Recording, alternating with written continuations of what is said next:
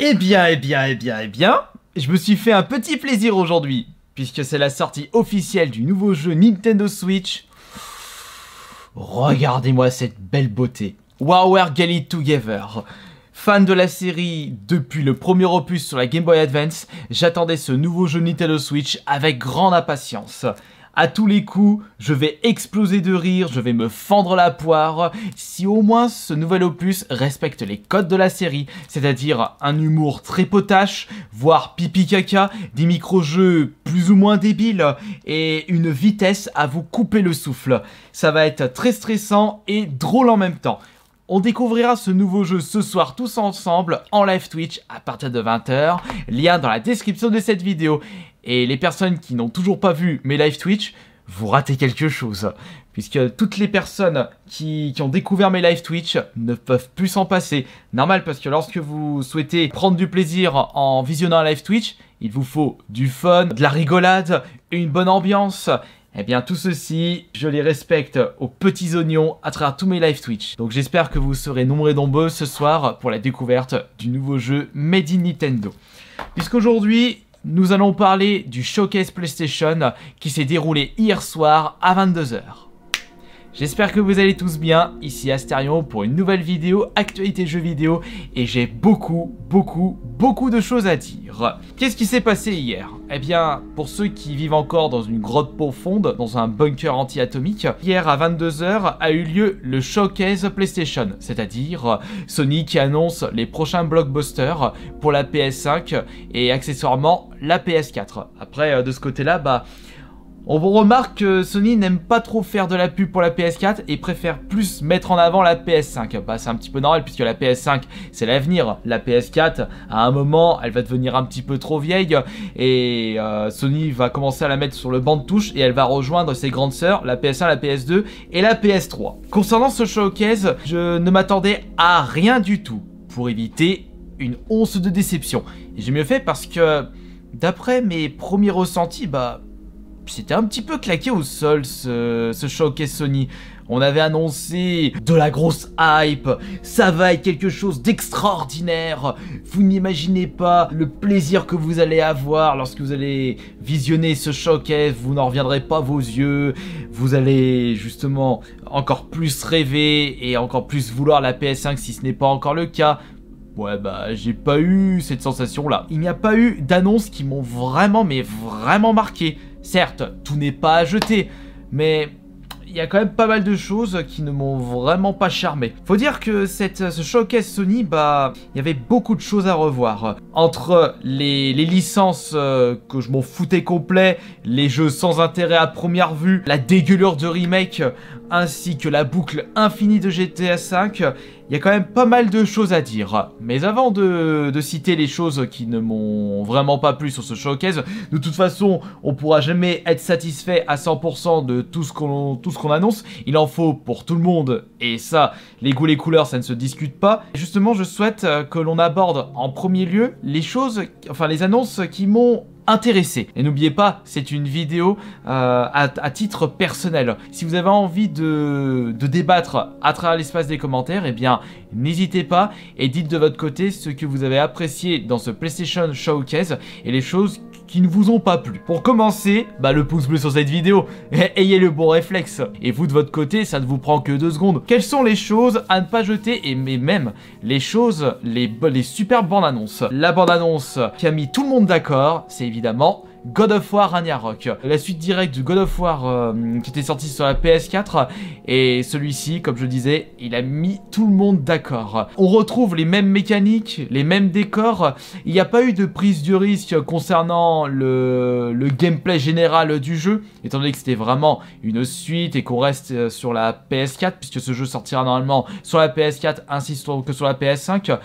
Certes, les graphismes vont être légèrement améliorés, mais pour les personnes qui vont sortir qu'il s'agit tout juste d'une grosse DLC de God of War 4, je suis pas forcément d'accord, puisque si on revient en arrière avec la PS2, God of War 2, ça reprenait presque les mêmes mécaniques que God of War 1. Ce jeu va être tout simplement exceptionnel, grandiose, et c'est un jeu qui a mis tout le monde d'accord, et on l'attend tous avec grande impatience.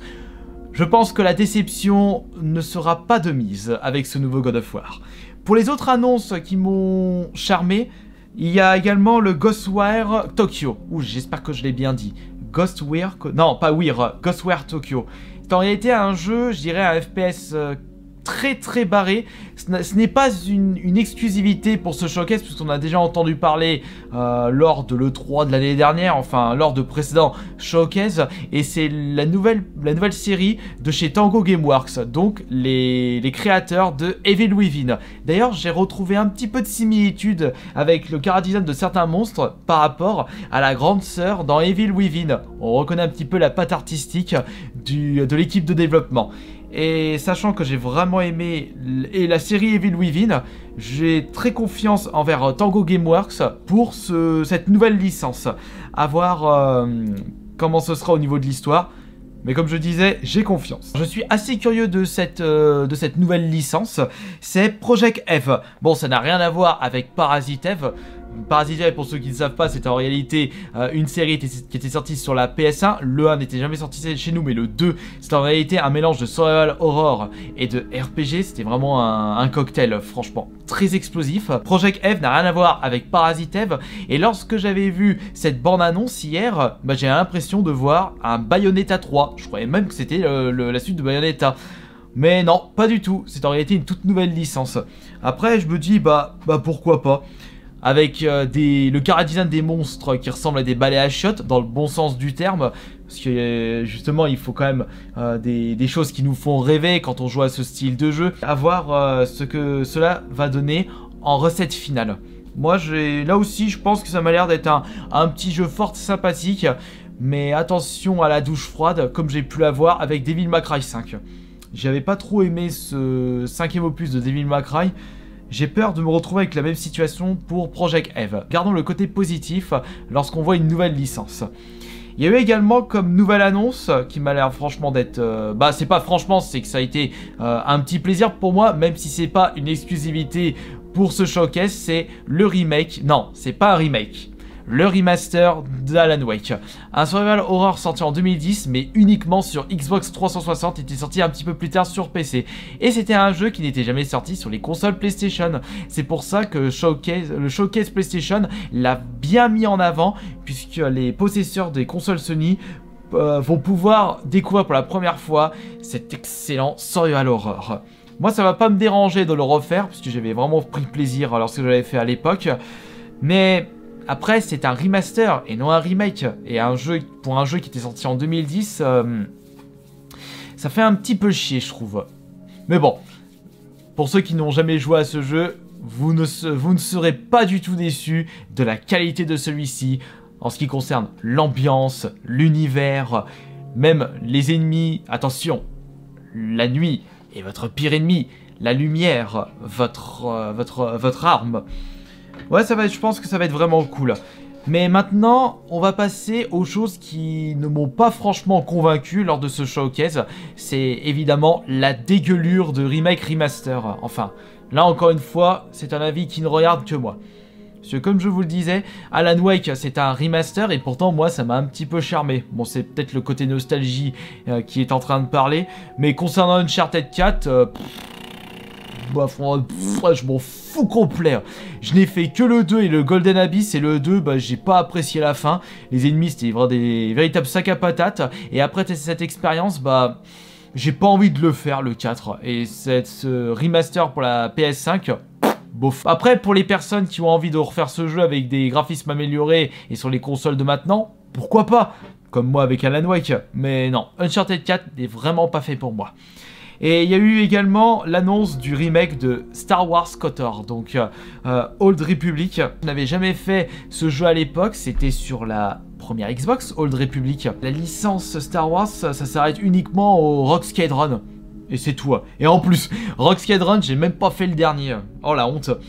Après, c'est vrai que Star Wars Fallen Order, je l'avais vraiment apprécié, mais ça s'arrête là. Je suis pas un gros fan ardu des Star Wars, et l'annonce du remake de Star Wars KOTOR m'a fait ni chaud ni froid.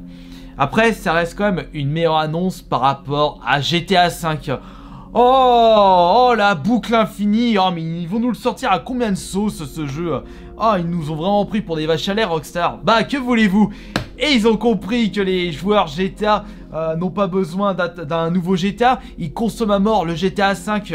Rockstar vont pas se faire chier à sortir tout de suite un GTA 6. Ils sortiront justement un GTA 6 quand ils remarqueront que le GTA 5 est en perte de vitesse, à bout de souffle.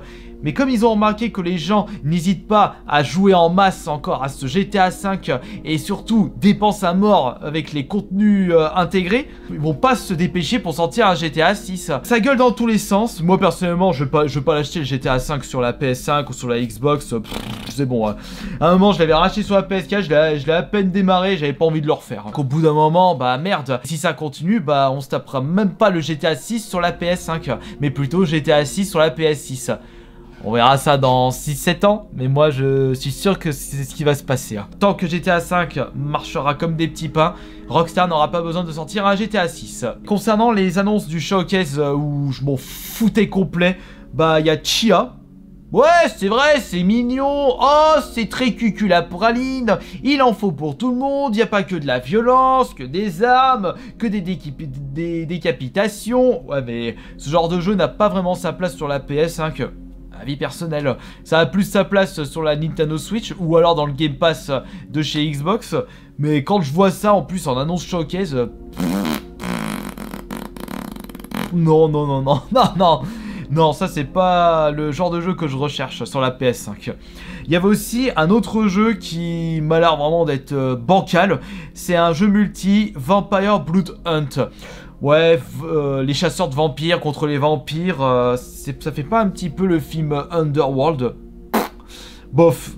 Faut dire que moi, lorsque je joue à des jeux vidéo, je suis plus axé solo que multi. Alors quand je vois un nouveau jeu uniquement axé sur le multi, bah ça me charme pas. C'est pas fait pour moi. Donc ça c'est next pour moi. Après il y a Tiny Tina Wonderlands, qui est le nouveau jeu, la nouvelle licence de chez Gearbox, ceux qui ont fait Borderlands. Bah de toute façon ça se reconnaît tout de suite avec le Cara Design.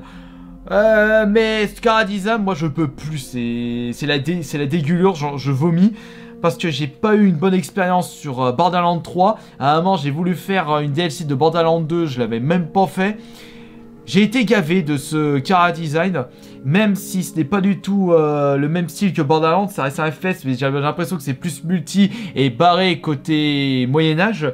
Bah non, moi personnellement la sauce n'a pas du tout pris à cause de ma déception sur Borderlands 3. Il y a aussi Forspoken, un action RPG de Square Enix, mais il y a comme un décalage entre le protagoniste principal et l'univers du jeu.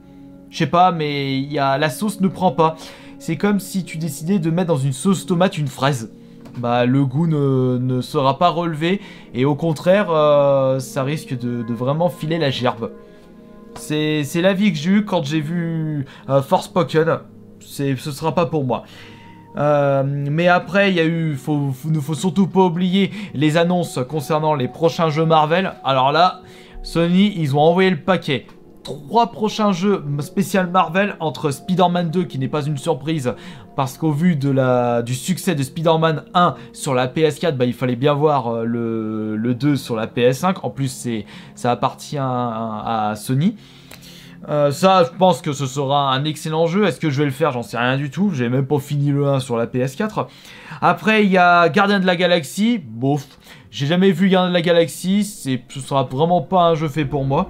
Et par contre, Wolverine, pourquoi pas?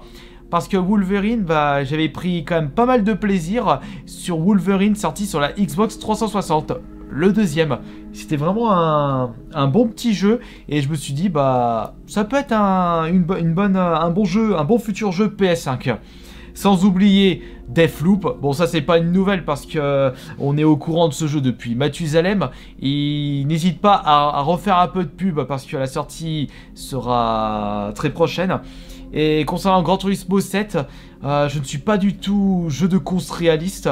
J'avais eu ma petite période de Gran Turismo avec le 1 et un peu le 2 sur la PS1.